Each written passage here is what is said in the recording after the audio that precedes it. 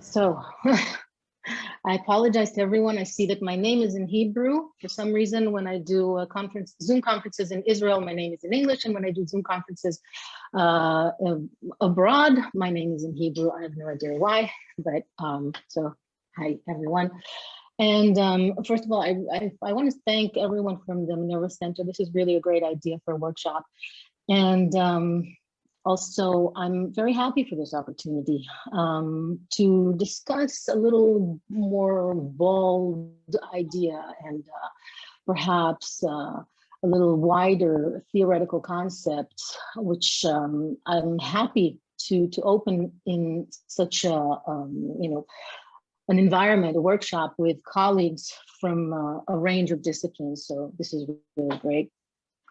And as we just heard, Egypt is referred to as an empire when discussing its relations with the Levant during the late Bronze Age, which is, we roughly equated with the New Kingdom Empire. And of course, as we said here, the New Kingdom Empire will end in a long deterioration of several decades. But basically, we can equate the two periods, the New Kingdom Empire and the late Bronze Age in southern Levant. And within this period, we have a lot of imperial discourse, okay? Some of it has been already mentioned here. Ellen Morris, of course, the architecture of imperialism. And then we have the other side of the empire, which here, when we deal with with Egypt as empire from our Levantine view, we sometimes forget that there is another part of the empire in Nubia, which is also important for this look. And again, the discourse there is colonial empire. And of course, we have Ido Costa recent articles and research. And then as we shift into the third intermediate period, this discourse changes completely, right? And so if we look at Dan Dodson's afterglow of empire. So the idea is that we are after the empire, and the imperial discourse really disappears from research.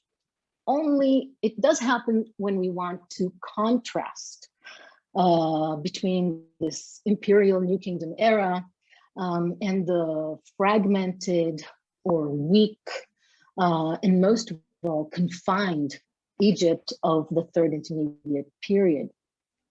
And I want to say allegedly confined.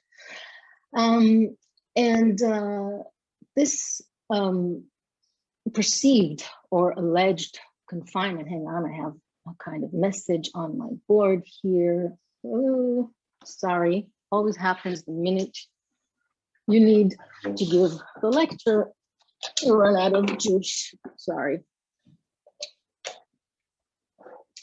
Here we go. So, so it's exactly this perceived confinement of Egypt in the third intermediate period that raises, in my eyes, a lot of problems, kind of bafflement, if you want. Because as we already started to see in the lectures by Ido and Guna, which dealt with the early Iron Age, there is a variety, a wide variety of Egyptian influence on visual, textual, and ideological materials in the southern Levant. And all of these are quite obviously affected in some way or another by Egyptian culture. And as we say, this is not an empire. So what is it? I mean, what kind of interaction are we looking at that has this really wide range of effects? And we're talking about Egyptiaca. There's a lot of little things out there in great quantities. And I would just briefly delve into a few, just briefly, because we're going to have other papers today and tomorrow that will discuss them more elaborately, but just shortly, okay? and by no means a comprehensive list. So in the Iron One period, and this we already saw here and there, we have local production of pottery, of ivories, of conoid seals that Ido mentioned earlier. And these all have various Egyptian motifs on them.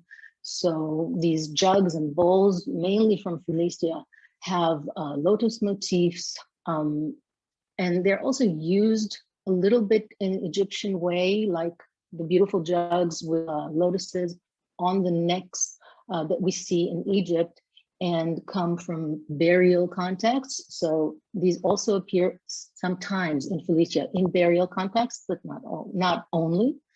The ivories from Philistia are really the only ivories that we have for the Iron One, and that's why Ben Shlomo and Batan, when they published them, they called it filling in the gap between the ivories of the Late Bronze Age and the Iron II. And these again, although definitely locally produced, have these melodic scenes in them and Egyptian inspirations. And of course, the conoid seals, which alongside the very local motifs that Ido showed us, also have a lot of Egyptian motifs, and they've concentrated especially around the Amun-Re iconography, and also the hieroglyphs. The actual name of Amun-Re appears on these seals. And as we continue into the early Iron IIA, there are bits and pieces of locally produced Egyptian style pottery. And again, these are good contexts that have good parallels also in the Egyptian repertoire. And apart from the bowls that we have and some beer jars, which are really very typical Egyptian, we can also see spinning bowls. Now, spinning bowls were already present during the Late Bronze Age in Canaan, really as affected from Egypt. But something very interesting happens in the Iron One. They start to develop typologically, and now they have a ring base, as you can see the example here from Tel Castile. And interestingly, the same ring base also appears now in Egypt at the same time. So there is some kind of contemporaneous evolvement, some kind of dialogue between these two spheres. So again, this is a point of influence. Moving on to the late Iron IIA, of course, we have this very big corpus of ivories from Samaria. And there is a lot of controversy, what kind of world, of ideological world, and what kind of stylistic world these ivories come from. And some have been very bold to say that they were locally produced. And I think there's quite something to say there.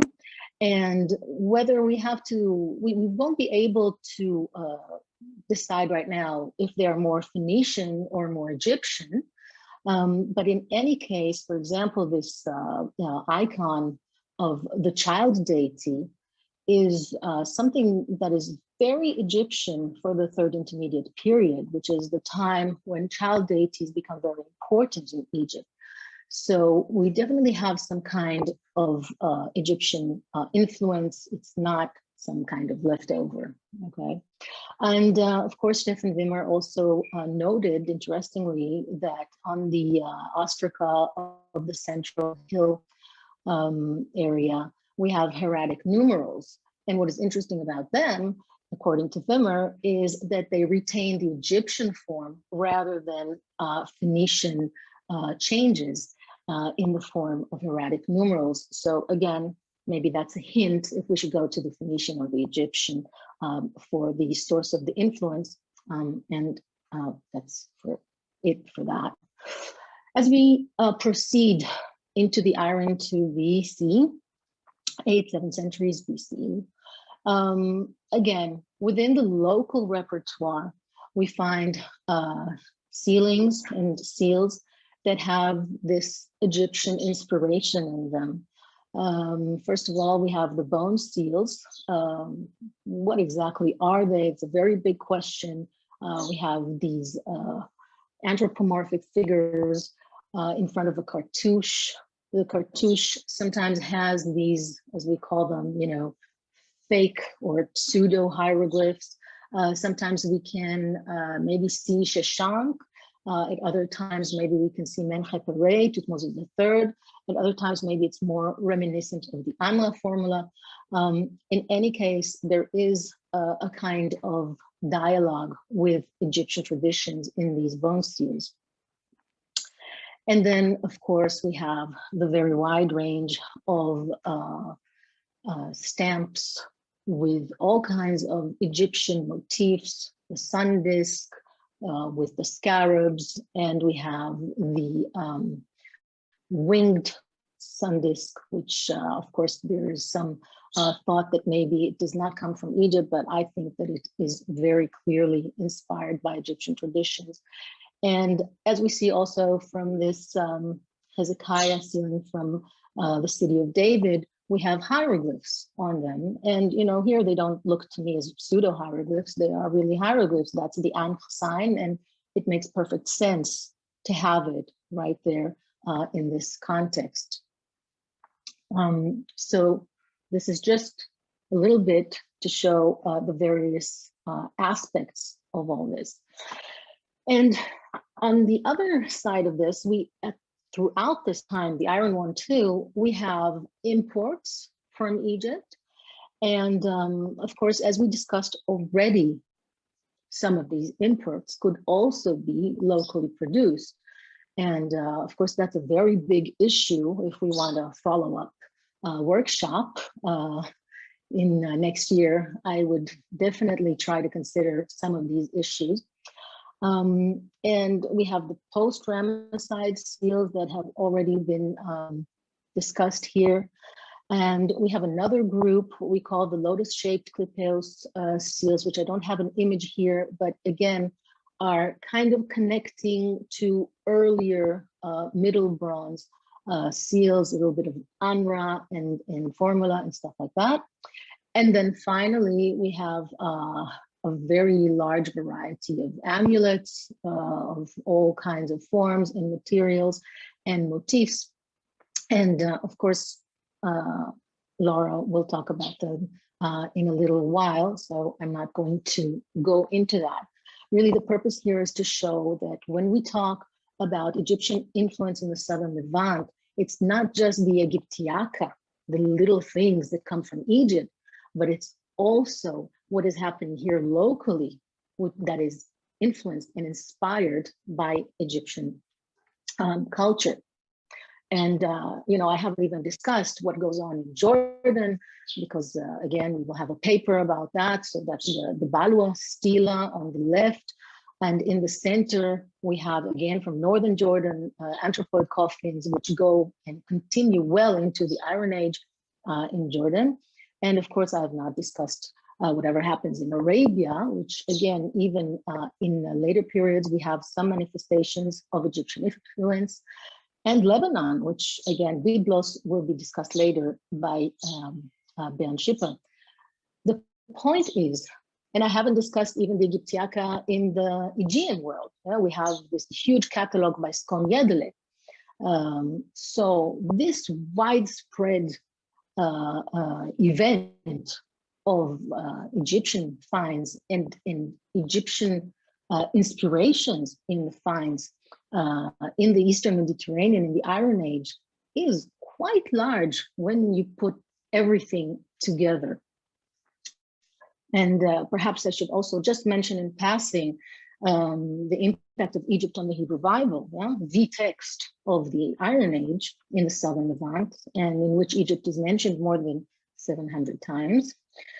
And, you know, various passages have been recognized as directly inspired from Egyptian texts, Proverbs, Job, Psalms, and other, and in which we have a kind of ambiguous attitude towards Egypt, sometimes as a place of refuge, and other times as a place to flee from. So Egypt is a very important and dominant and influential factor in the southern Levant. So I've been studying the relations between Egypt and the Levant for more than a decade now. And this was always something that struck me as odd. It seemed to me that some of the most significant Egyptian impacts on the Levant, as I've just shown, came to be in periods that did not exhibit equally significant relations between the two regions. Okay, this is not the imperial era. We don't have all these records of Egyptians in the Levant and so on and so on, or the other way around. We're standing at a kind of a lacuna.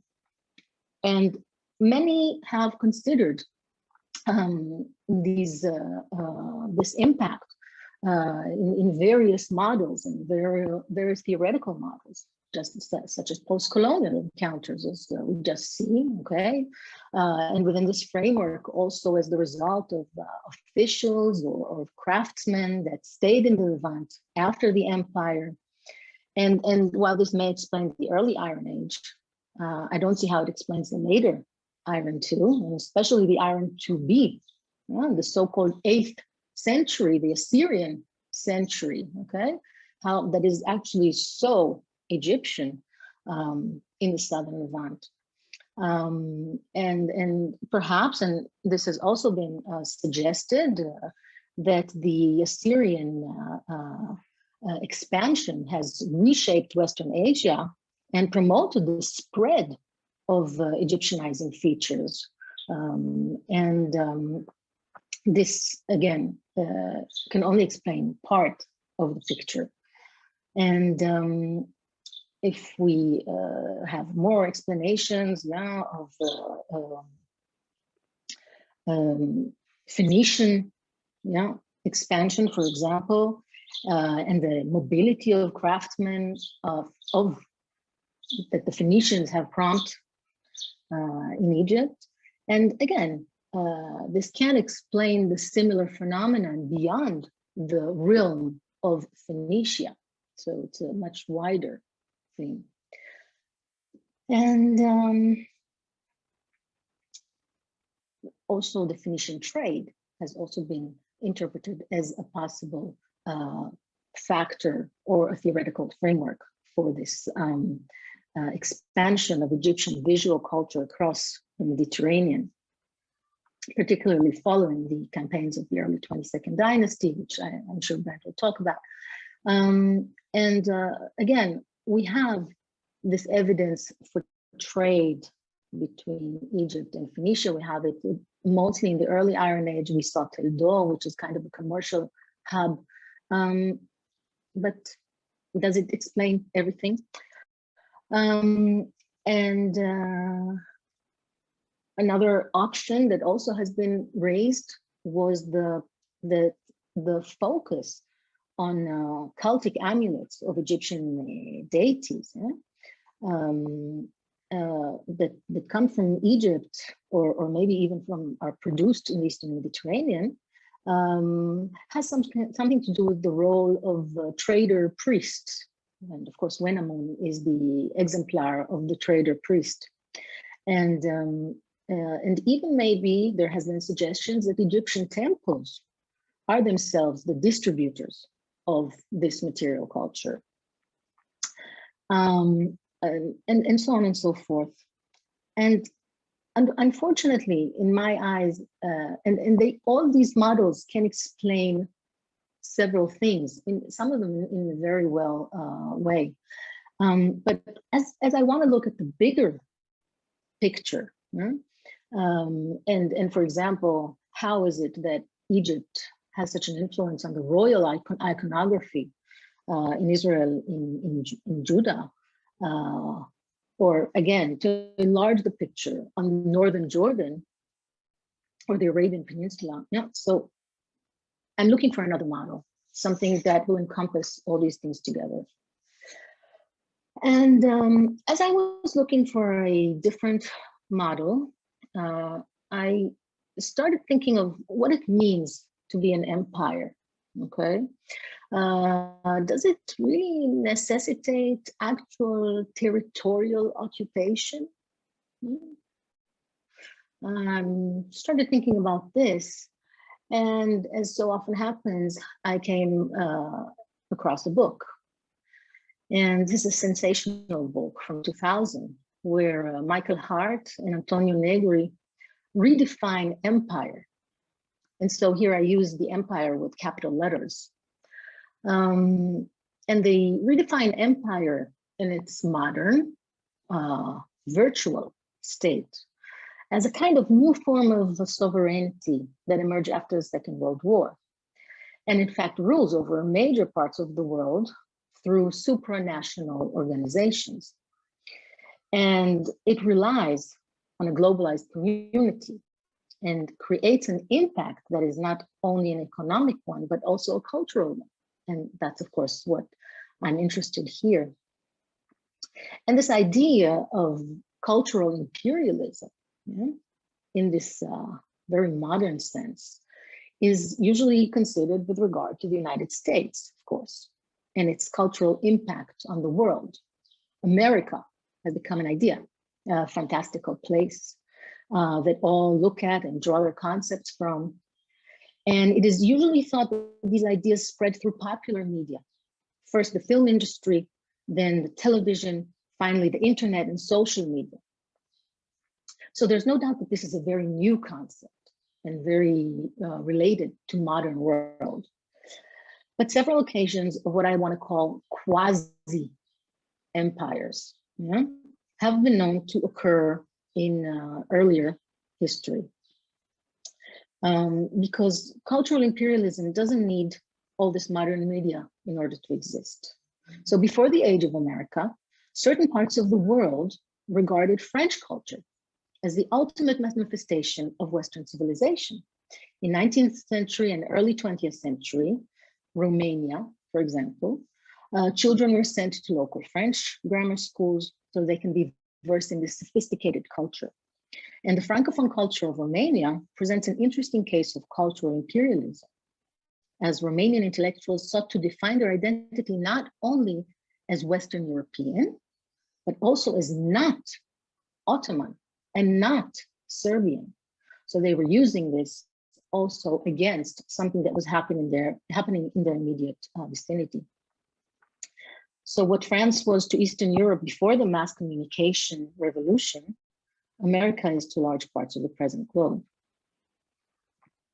So I want to use the opportunity of a workshop setting to suggest that similar phenomena, albeit in smaller scales and only partially fulfilled, occurred in the ancient world, in areas and eras that created similar conditions.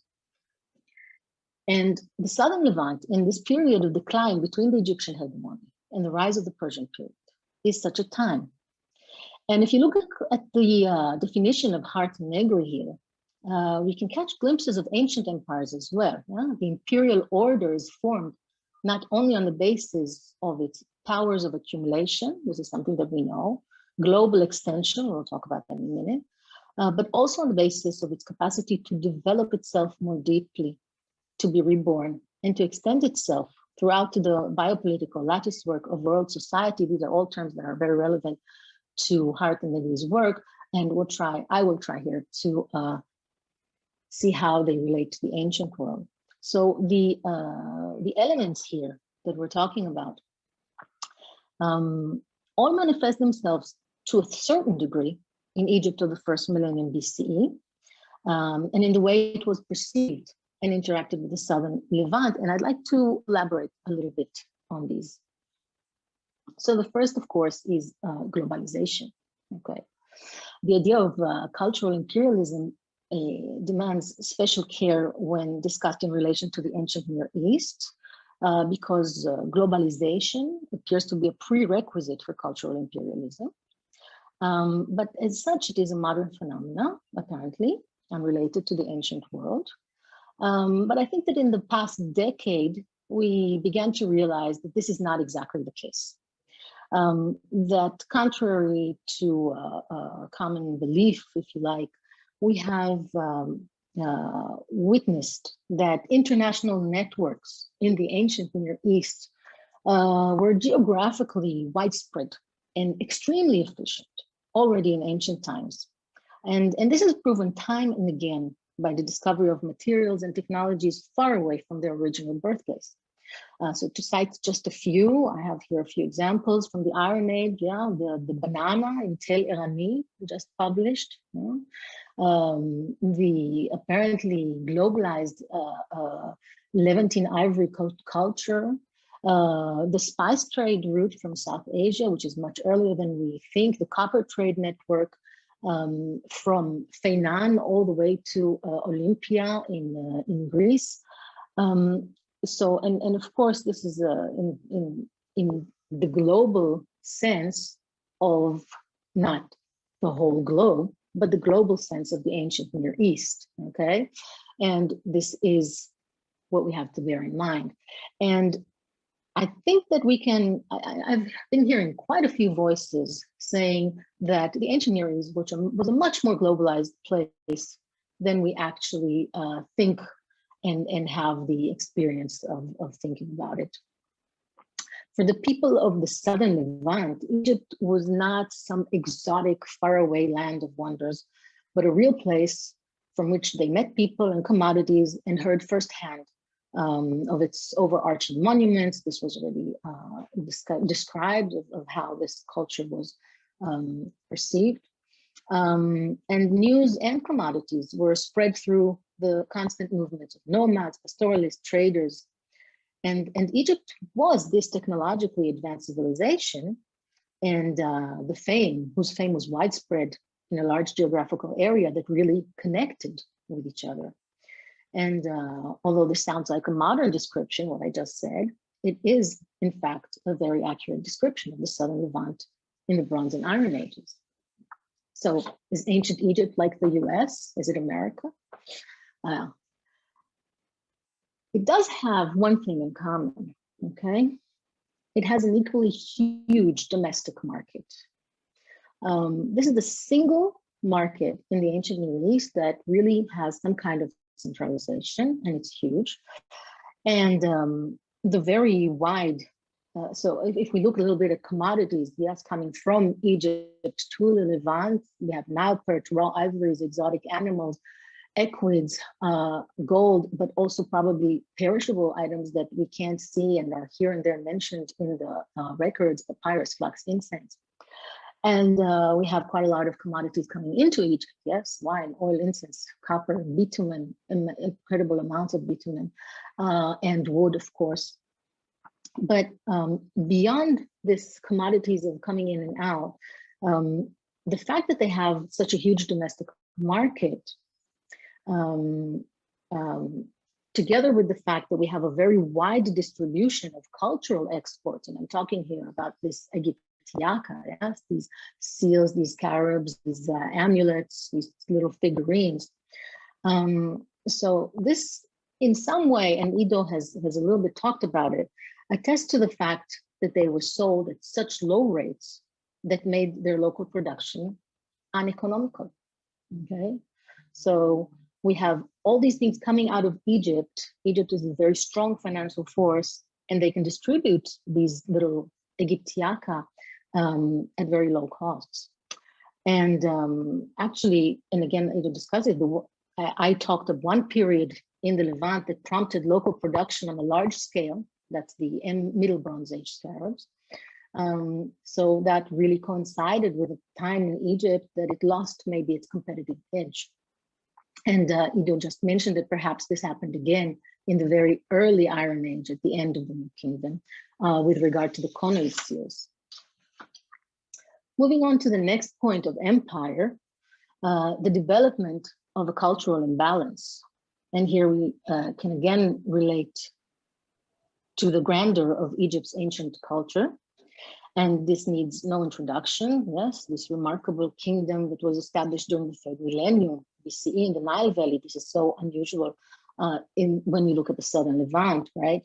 And it's developed into an exceptional civilization that will last for over 3 millennia. But the truth is that to fully appreciate Egypt's grandeur, it's not enough to regard it within its geographical borders. You have to look and see that Egyptian architecture and material culture and socio-political organization were not just remarkable per se, they were also unsurpassed by their contemporaneous neighbors in the southern Levant and in northern Africa. And if we try to make this imbalanced, right? So while Egypt had this stability, and of course, someone is going to say, no, it's the third intermediate period, there's no stability. This is true that there were many changes in the perception of kingship inside Egypt at the time. But of course, the idea of the singularity of kinship changed. And we had a less rigid construct. But at the same time, all this was dressed in the same known pharaonic guise.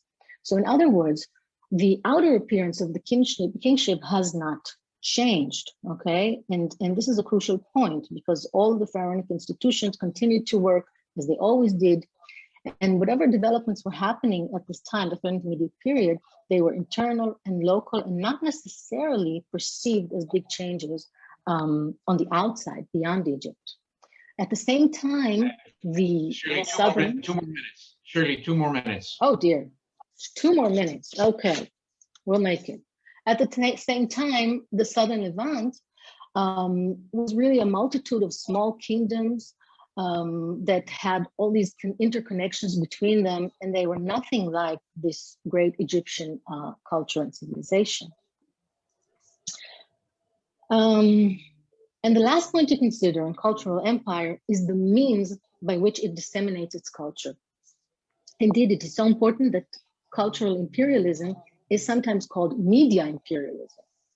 And here we connect very nicely to the Fribourg school, yeah, the idea of images as media and the high mobility level of glyptics and minor arts. And these are a key factor in the cultural influence in the ancient Near East. The fact that the transporters of the media are not necessarily Egyptian, to come back to our Phoenician or others, has no bearing on this result, okay? Whether it was Phoenicians, Bedouins, Egyptians that dispersed Egyptiaca across the southern Levant and the eastern Mediterranean, it does not change the effect of this distribution outside Egypt, as it is viewed in local responses, the wide area of locally produced Egyptian-related artifacts discussed in the first part of my lecture. Before summarizing, I would like to briefly address 2 more aspects of empire. The first is the ability to control supranational organizations. Obviously, these are not a reality of the ancient Near East. Therefore, I began my talk about quasi-empire of the past. Nevertheless, I wonder whether trade confederations or military alliances mirror to some degree these supranational organizations. Just a thought at this point. And the second aspect regards the tension between colonial imperialism and cultural imperialism, as manifest in the campaign of Sheshonq I to the Levant and its aftermath, proposing that this campaign is the legitimation of the force of empire in its postmodern sense, a critical formational phase in which the empire's force is legitimized by its effectiveness. Okay, so again, a thought. So I'm rushing to conclude. Post-imperial Egyptian influences may have been the result of Egypt's tremendous cultural impact, which was evident in the Levant already from the early Bronze Age, but grew in intensity as time passed and the ancient Near East became increasingly globalized. In that sense, Egypt was a cultural empire that needed no territories because its fame and reputation transcended territorial boundaries. The role of personal encounters or commercial ties in the spread of Egyptian culture was secondary to the special status of Egypt in the Levant.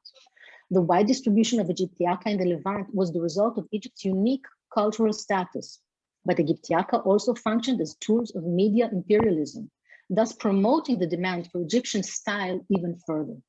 This demand was satisfied by a range of local products that either assimilated some Egyptian stylistic features or were used in what was conceived to be the Egyptian tradition. This bubble burst in 664 BCE when the territorial integrity of Egypt was breached and then the idea of it as empire kind of shaken. It is under this model, the Egyptian aspect in the Levant should be understood and analyzed, not a mere product of commercial exchange, nor of just Egyptian interventions, but as the outcome of an extended fascination with the wonders of Egypt.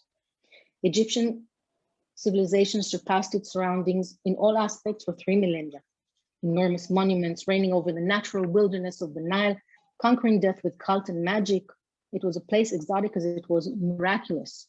The eyes of the entire ancient Near East were turned toward Egypt, not to stand in the shadow of Pharaoh, but to bathe in its light. Thank you. Shirley, thank you very much.